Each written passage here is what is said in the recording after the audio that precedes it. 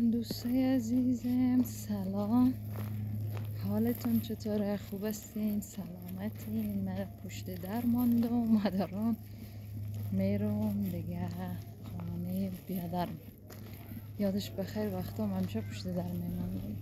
حالا راه حل چی است که من پشت در نمانم؟ ما یک کلی داریم که برای مادر جانم میگیرم میره و دیگه همیشه من پشت در میرم. خانم که آخر کجا است ماندم. دیگه برم خانه بیادرم چند دقیقه بشینم.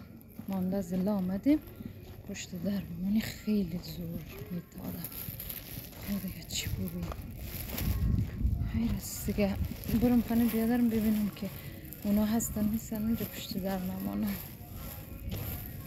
خواستم یک ویدیو به یاد وقتا پر کنم که یادش بخیر که زهرا همیشه پشت در میماندیم.